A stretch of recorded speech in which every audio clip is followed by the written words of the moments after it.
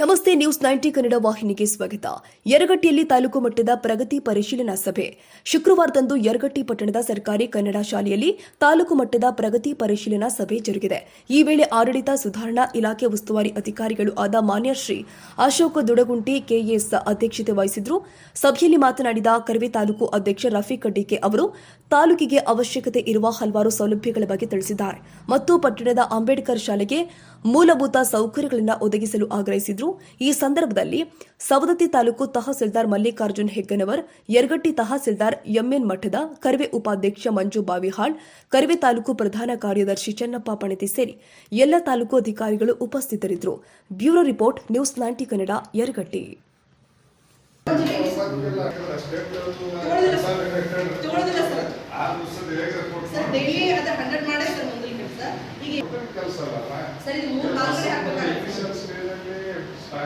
Website ಹೋಗಿ ಹಾಕ್ಬೇಕು sir.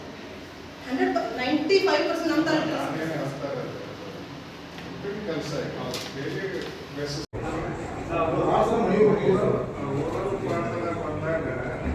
ನಮ್ಮ ಪ್ರದೇಶದಾಗ ಬಂದಾಗ ಅವರು ಇಒ ಸಾಹೇಬ್ ನಡ್ಕೊಂಡು ಕಂಪೌಂಡ್ ಹಾಕೋಬಹುದು. ನರೇಗಾ ಸ್ಕೀಮ್ ಐತಿ, ಅರ್ಬನ್ ಲೋಕಲ್ ಬೋರ್ಡ್ಗಳಿಗೆ ಅಪ್ಲಿಕೇಬಲ್ ಆಗಲ್ಲ. ಈಗ ಅವರು ಯಾರಾದರೂ CSR ಫಂಡ್ ಡೋನರ್ಸು ದಾನಿಗಳನ್ನ ಹಿಡ್ಕೊಂಡು ಮಾಡ್ಕೋಬೇಕು ಅಷ್ಟೇ.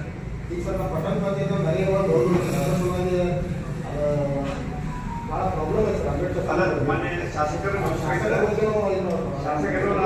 ಬೇರೆ ಒಂದು ಪ್ರಪೋಸಲ್ ಕಳಿಸ್ಬೇಕು. BO ಸಾಹೇಬು ಪ್ರಪೋಸಲ್ ಕಳಿಸ್ಬೇಕು.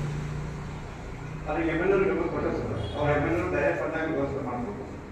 ಅದು ಕಂಪೌಂಡ್ ಇದೆ ಸರ್. ನಾವು ಓಪನ್ ಹುಡುಗರು ಸಣ್ಣ ಹುಡುಗರು ಓಪನ್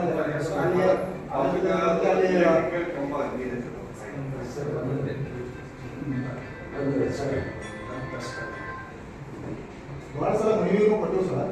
ಮತ್ತು ತಹಶೀಲ್ದಾರ್ ಸಾಹೇಬ್ ಕೊಟ್ಟಿದ್ವಿ.